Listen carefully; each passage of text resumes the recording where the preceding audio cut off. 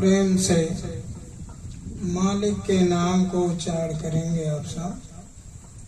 जय गुरुदेव, जय गुरुदेव, जय गुरुदेव, जय गुरुदेव। सब स्वरूप में सर्वत्र विराजमान परम पूज्य स्वामी जी महाराज के श्री चरणों में कोटिन कोटि नमन वंदन करते हुए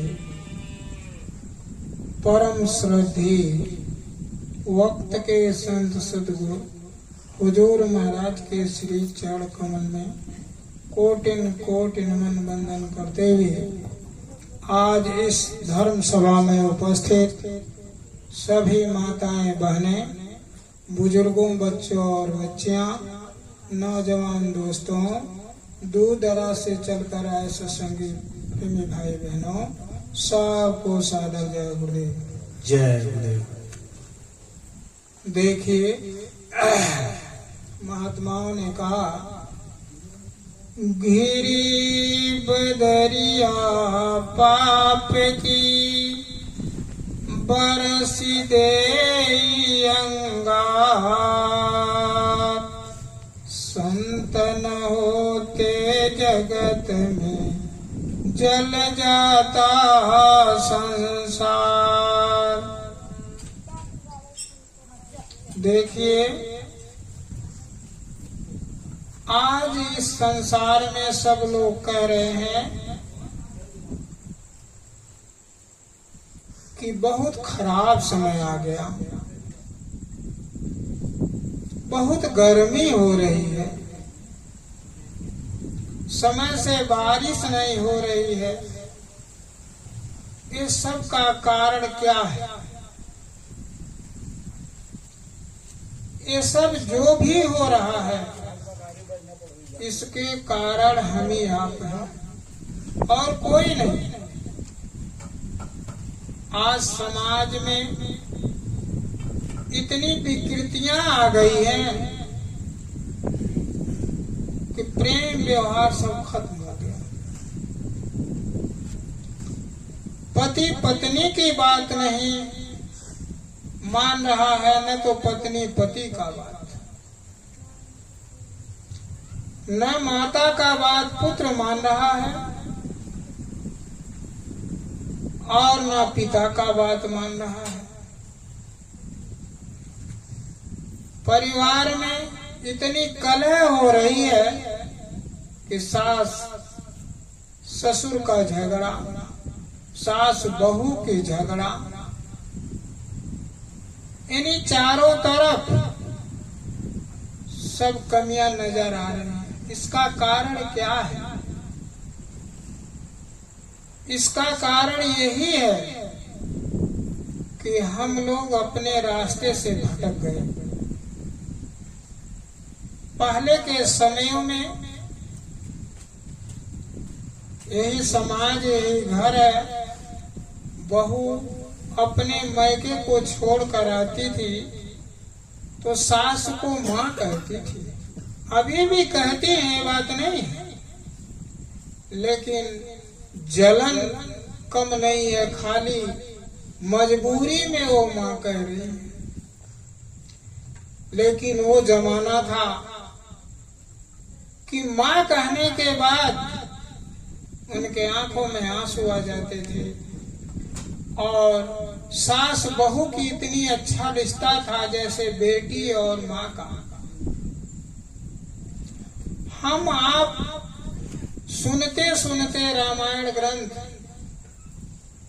हम लोग थके जा रहे हैं, लेकिन सुधार क्यों नहीं हो रहा? इसका कारण ये है, जैसे डॉक्टर से तो दवा ले लिया गया और दवा भी हम खा रहे हैं, परहेज नहीं कर रहे हैं। परहेज न करने के कारण से हमारी बीमारी ठीक नहीं हो रही है। हम अच्छी बात सुनते हैं फिर जा करके भूल जाते हैं। क्यों? अपने स्वार्थ में। हमें ये पता है कि शराब पीना ठीक नहीं है, हमें ये पता है मांस खाना अच्छा नहीं है, फिर भी हम आदत से इतने मजबूर हो गए कि हम छोड़ नहीं पा रहे हैं। हम जानते हैं कि पाप इससे बनते हैं। मैं एक घटना आपको बताऊं। विश्राम सागर में एक दृष्टांत है। राजा क्वांस जब मर गए, जमदूतों जब ले गए नरक में, रास्ते में बहुत पीड़ा हुआ उनको। वहां का जो दर्दनाक कष्ट था उसको देख करके इतनी भयभीत हो गए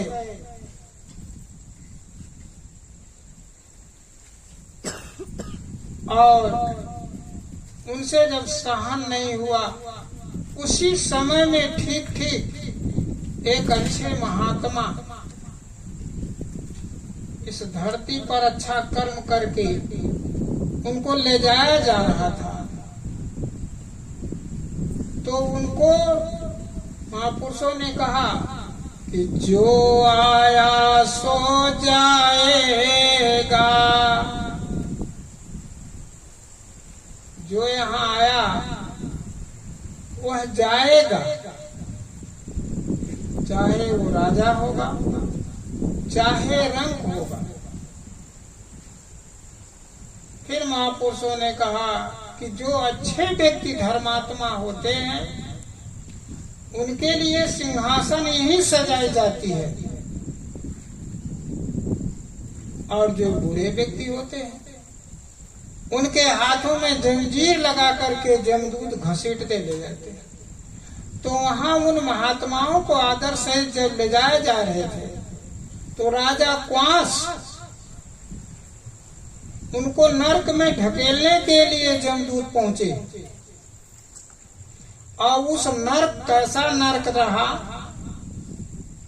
कि उसमें खाली पीप और रक्त से सना था और 400 कोस का गहरा वह कुंभी पाक नाक।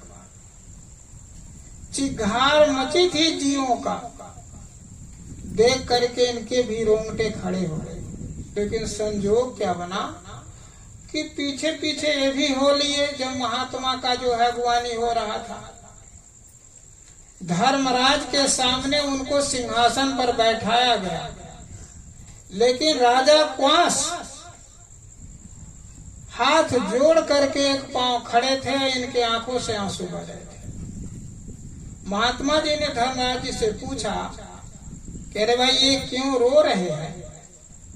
धर्मराज जी ने कहा ये मृतलोक का एक राजा था, इसने अच्छे काम नहीं किए, इसने प्रभु का कीर्तन नहीं किया, भजन नहीं किया, अपने प्रजा का पालन नहीं किया, इसको अब नरक में जाना है। महात्मा जी ने पूछा अरे राजा तू धरती पर राजा रहा, क्यों अच्छे काम नहीं किया? उसने कहा प्रभु मुझे कोई बताने वाला नहीं मिला। तो कहे तब कहे यदि एक चांस मिल जाता मुझे, अब तो मैंने सब सारी चीज यहाँ का देख लिया, काटे जा रहे हैं, जलाए जा रहे हैं, मारे जा रहे हैं। तो कहे ठीक है, मेरे पुण्य से थोड़ा इनको समय दे दीजिए। धर्मराज जी ने कहा ठीक है। और वो राजा क्वांस फिर पुनः जीवित हो गए। जब जीवित हो गए तो अपने पत्नी से कहने लगे कि अब हम साधु महात्माओं को बुलाएंगे, संतों का संगत करेंगे और संतों का संगत करके भाव भजन हम भी करेंगे, तुम लोग भी करना। लेकिन मैं अपनी बात नहीं कह रहा हूँ, विश्राम सागर का दृष्टांत है। वहां जो उपरेहित जी थे उन्होंने कहा जब ये राजा साहब संतों का सत्संग करेंगे, साधन भजन सुमिरन करने लगेंगे, तो जो हम अवैध इनसे लेना देना करते हैं, उल्टी सीधी कह करके दान पुण्य करवाते हैं, ये हमारा बंद हो जाएगा। अपने घर गए, पड़तानी से कहने लगे, तो पड़तानी कही कि मैं इसके लिए उपाय बनाऊंगी। पड़तानी रानी को फोड़ ली और कही कि रानी साहिबा, अब तो तुम्हारे राजा साधु हो जाएंगे और तुमको भी विधवा के तरह से रहना पड़ेगा। तो उसने रानी ने कही, अब क्या करूं? तो पड़तानी ने कही कि तुम जिस तरह से कैकेयी ने रात में वरदान मांग लिया राजा दशरथ की वह दुर्दशा हुई, वही तुम भी मांग लो, पहले उनसे क्रिया खिला लेना। रानी वही कही कि आप जो है इस दुनिया से चले जा रहे थे, मेरी कोई मांग आपने पूरा नहीं किया। राजा कह रहे, भाई मांग की क्या बात है, जो सोना चांदी लेना हो ले। राजा सोचे ये भोली भाली है, क्या मांगेगी। 3 बार उनसे कहवा ली, उसके बाद तब उसने कही कि आप सत्संग नहीं सुन सकते, आप संतों का संगत नहीं कर सकते। राजा बड़े चिंतित हुए, अब हार मान गए। परिणाम क्या हुआ कि स्वर्ग नरक में उनके पूर्वज पड़े थे।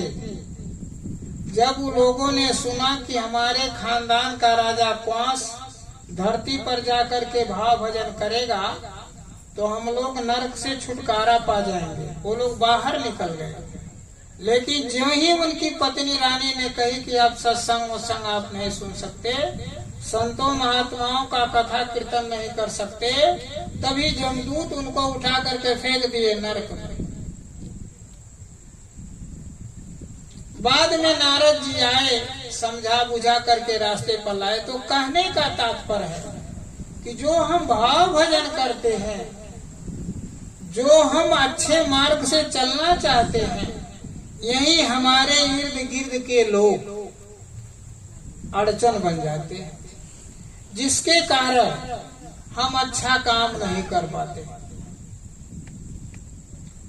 अब ये सब का कारण क्या है कि हमारा संगत सोहबत बिगड़ गया, हमारा खान पान बिगड़ गया। हम इतने स्वार्थी हो गए, इसी संसार को सोचने लगे कि हमेशा हमको यहीं रहना है। लेकिन ऐ प्रेमियों, यह अपना घर नहीं। सबको पता है कि हमको मरना है, मौत हमारे पीछे पीछे दौड़ रही है। और यह भी हम लोग को सोचना चाहिए कि मान लीजिए 50 वर्ष का उम्र हुआ, तो 50 वर्ष के पहले हम कहाँ रहे, कहाँ से आ गए। और मान लो 100 वर्ष के बाद मरेंगे तो मरना ही, तो मरने के बाद हम कहाँ जाएंगे, ये दोनों चीज के विषय में हम लोगों को कुछ भी पता नहीं। महात्माओं के संदेश में सुनते हैं कि मरने के बाद अच्छा कर्म हमने नहीं किया तो हमको नरक जाना पड़ेगा। लेकिन ये चीज हमको विश्वस्त नहीं है कि नरक कैसा है। कुछ लोग यही कहते हैं न नरक है न स्वर्ग है, सब कुछ यही है। लेकिन है प्रेमियों, वो किस तरह से कहते हैं, वो नशे में कहते हैं। वही लोग कहते हैं जो दूसरे को सताते हैं, जो मांस खाते हैं, शराब पीते हैं, जो अनाचार अत्याचार करते हैं, वही लोग कहते हैं कि सब कुछ यही है। लेकिन इसी बात को जानने के लिए कि हम जन्मने से पहले कहाँ थे, और मरने के बाद कहाँ जाएंगे। तो जो इस भेद को जानते हैं, जैसे हम स्कूल में जाते हैं तो हमको जो विद्या नहीं आती है वो अच्छे मास्टर मिल जाते हैं तो सिखा देते हैं। इसी तरह से जन्म मरण की विद्या को, हमारा जन्म कैसे होता है, हमारी मृत्यु क्यों होती है, कैसे होती है, इसको जिसने भोग लिया हो वो बताते हैं, हम लोग मानते नहीं। महात्माओं ने कहा कुछ ऐसी बात होती है जो हम जानते नहीं हैं, अब कोई बताता है तो हम मानते हैं, इसलिए हम धोखा खाए जा रहे हैं। लेकिन देखिए प्रेमी भाई बहनों, आप लोग इस पर जरूर विचार कीजिए कि इस संसार में दो काम होते हैं, एक पाप एक पुण्य। पाप किसको कहते हैं? पाप उसी को कहते हैं जहां हमको डर लगता है, जिस चीज को समाज ने मान्यता नहीं दिया। 10 लोग जिस चीज को कह दें कि ये गलत काम है, वही है पाप। और जो 10 लोग कह दें अच्छा है, उसी को कहते हैं पुण्य। तो हम ये कहना चाहते हैं आज समाज की स्थिति क्या हो गई। आप विचार कीजिए, आप पढ़े लिखे विद्वान हैं कि रामायण में लिखा है, राम को हम आप लोग मानते हैं, बाबा जय गुरुदेव जी को माने व न माने, किसी संत महात्मा को माने ना माने, लेकिन रामायण को हम लोग मानते हैं। भगवान राम का चरित्र इस गांव में बहुत दिनों तक हुआ, अभी भी कभी कभी हो जाता है, लेकिन राम को हम समझें कि राम क्या कहना चाहते थे, हमको क्या सिखाना चाहते थे। तो देखिए उसी रामायण में लिखा है कि प्रातः काल उठ के रघुनाथा, मातु पिता गुरु ना महिमा था। सुबेरे उठ के माता पिता का भगवान राम चरण स्पर्श करते थे, सर झुकाते थे। आज हमारे बच्चे क्यों नहीं झुका रहे हैं?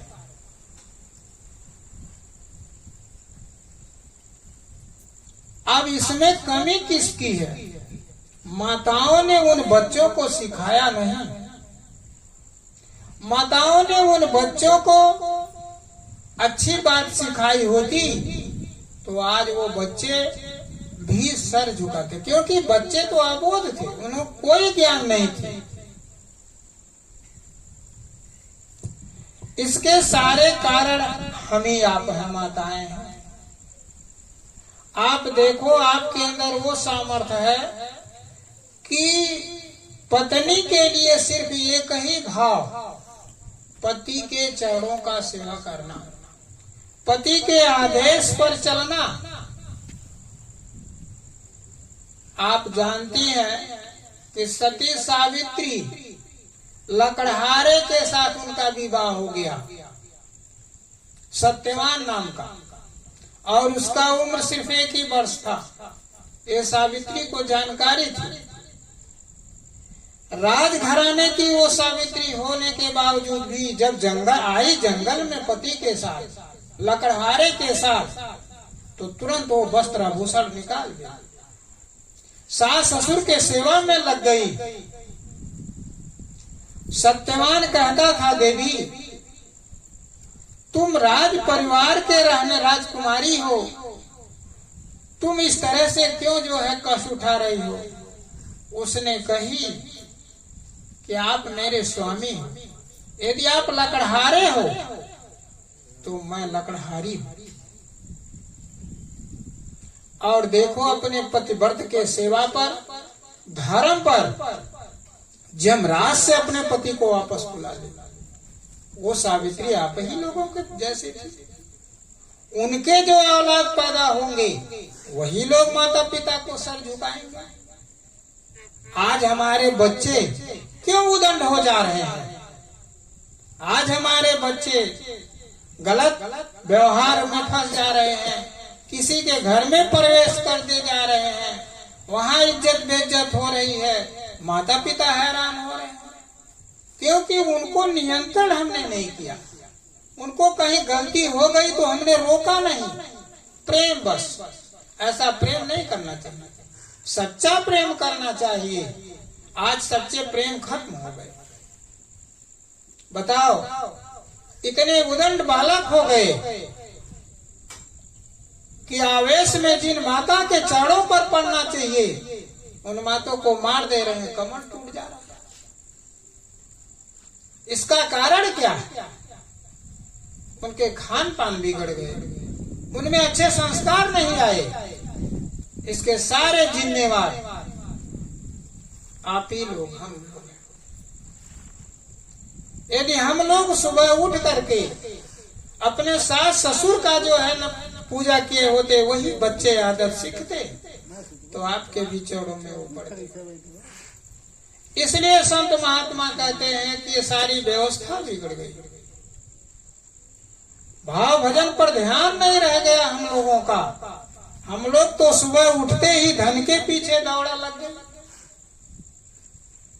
रामायण को हम एक कान से सुनते हैं, दूसरे कान से निकाल देते हैं। रामायण में सारी बात लिखी हुई। रामायण में लिखा है, भगवान राम ने कहा, देह धरे कर फल यह भाई, भजिए राम सब काम बिहाई।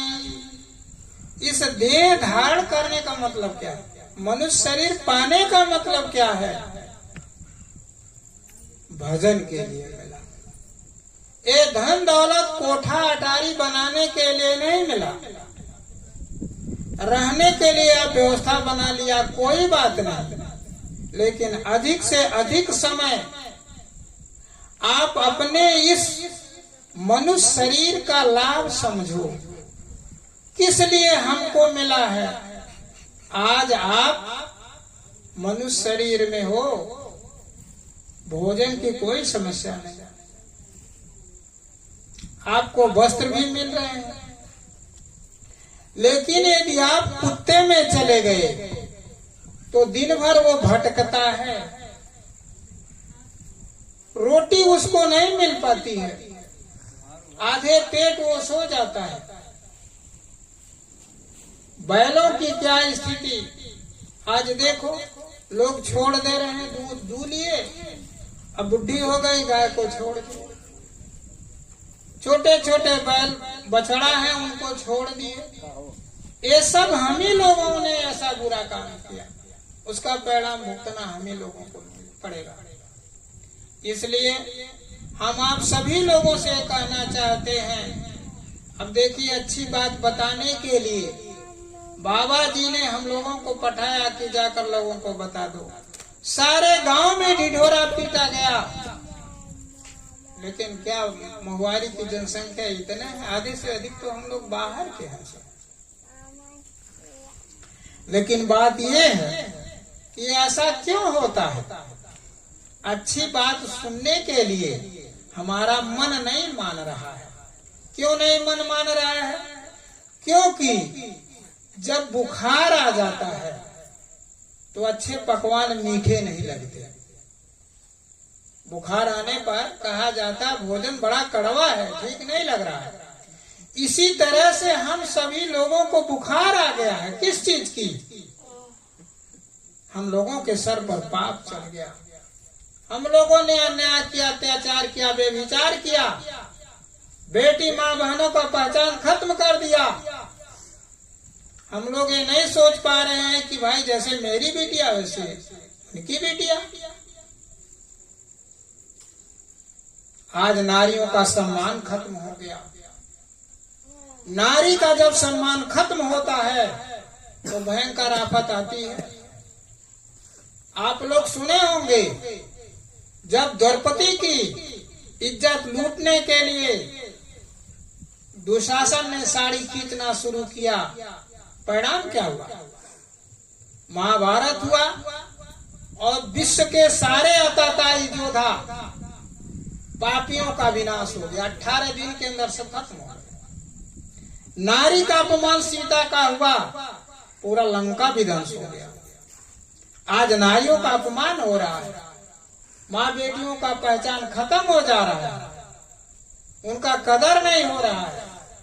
और ये माताएं भी अपने पथ से कुपथ हो जा रही हैं, क्योंकि इनके लिए पति ही सर्वश्रेष्ठ है। पति का सेवा करना, बच्चों को अच्छा संस्कार देना, बच्चों को ऐसे सत्संग वगैरह हो तो वहां पहुंचाना।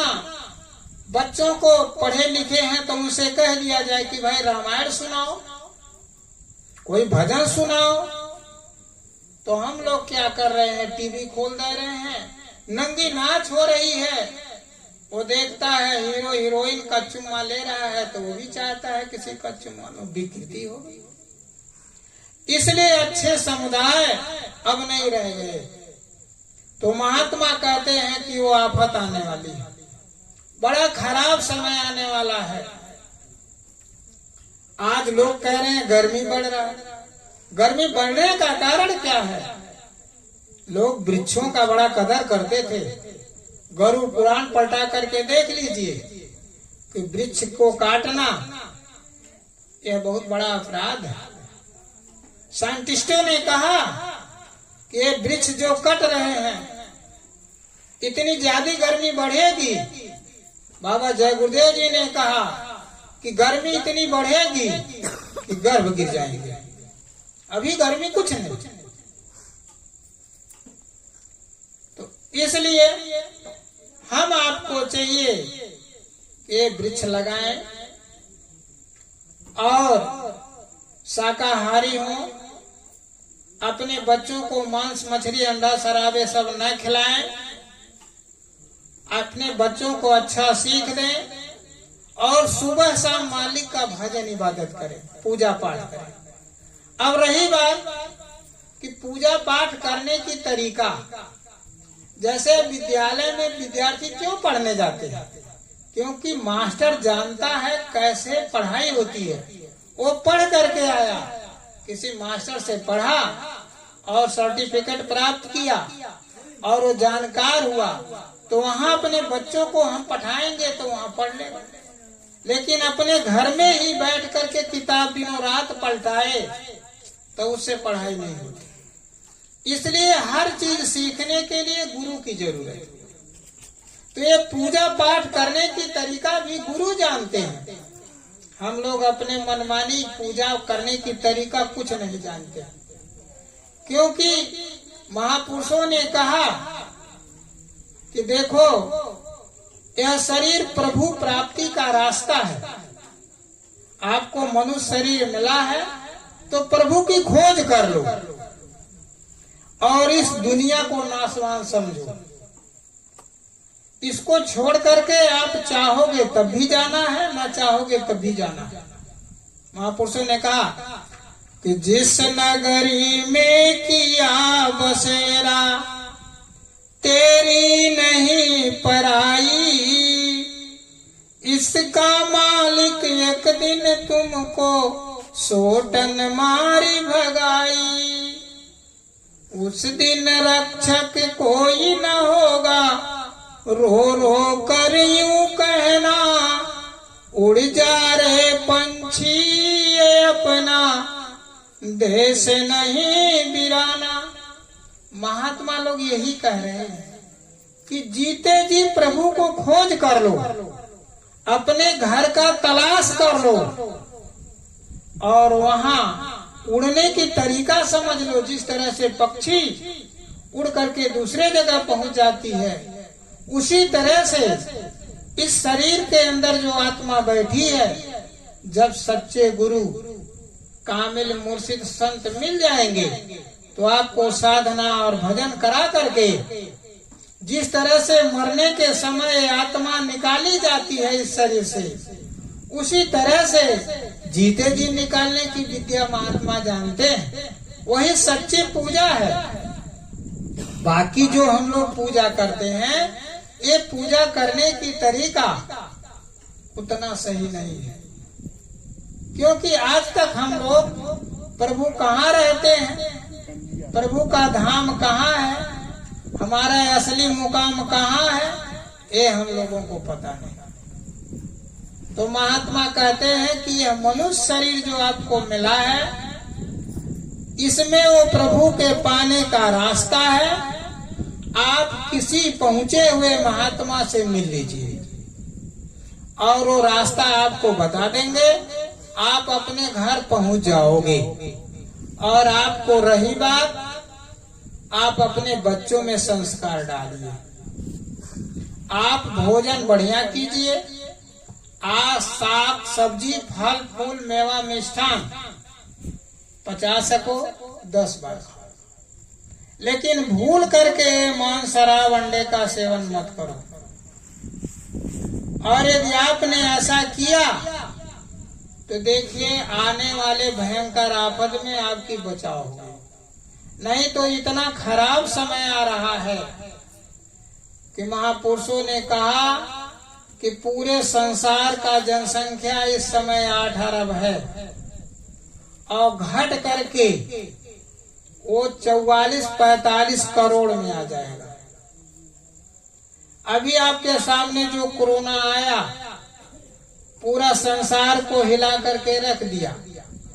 हम लोग सोचते हैं कि लखनऊ में और अमेरिका में, काठमांडू में, दिल्ली में बड़े बड़े डॉक्टर हैं।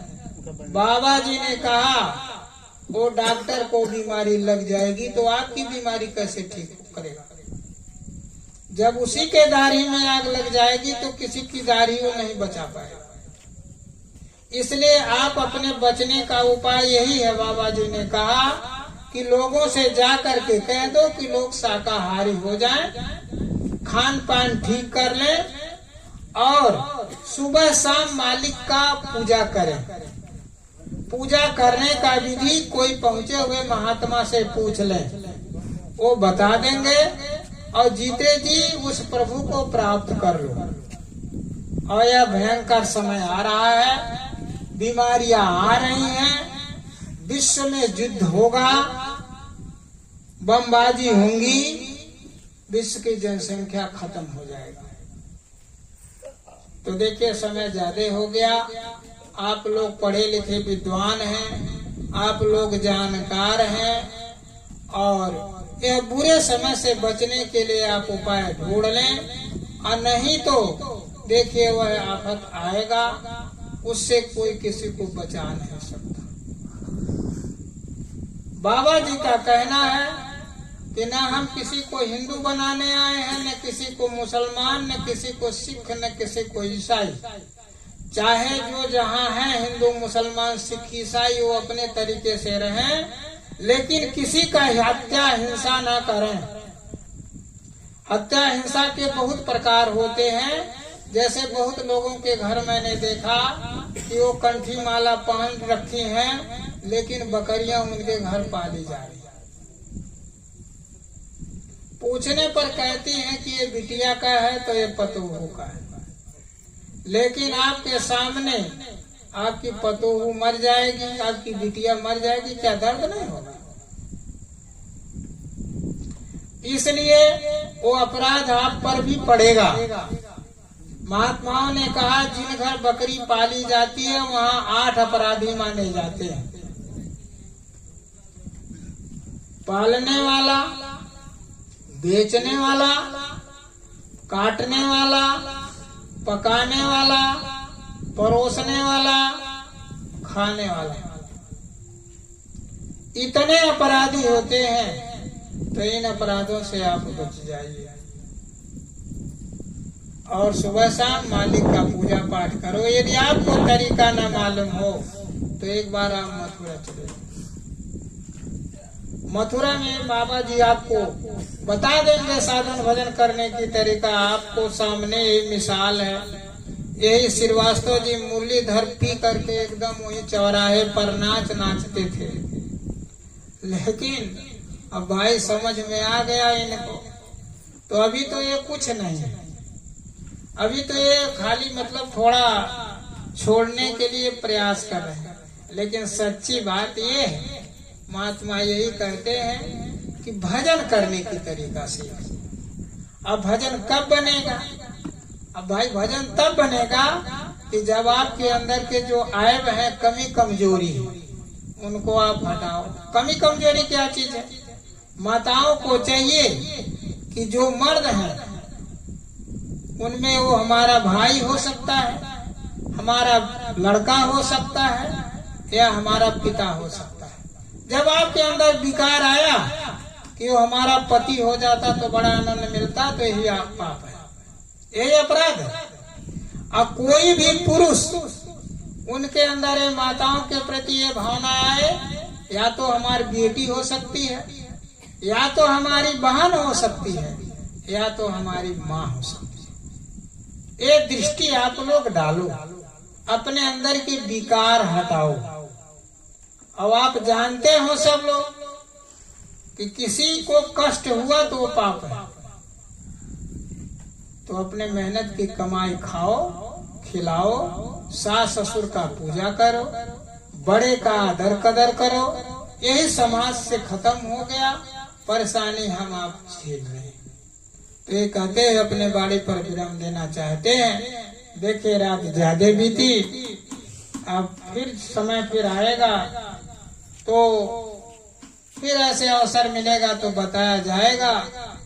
लेकिन बार बार हमारा प्रार्थना ये है कि आप लोग अपने बुरे आदतों को छोड़ करके सुबह शाम जरूर पूजा पाठ करें, नहीं तो वो खतरनाक वक्त बहुत ज्यादा दूर नहीं है। और महात्मा लोग कहते हैं कि बहुत जल्दी ये परिवर्तन होगा और विश्व की जनसंख्या अधिक से अधिक खत्म हो जाएगी, क्योंकि पाप अधिक बढ़ गया है। आप लोग तो अपने इर्द गिर्द देख ही रहे हो क्या दशा। तो ये कहते अपने बाड़ी पर विराम देना चाहते हैं। मेरे कहने सुनने में किसी को कष्टकारक वाणी लगी हो तो उसके लिए हम क्षमा चाहते हैं। जय गुरुदेव।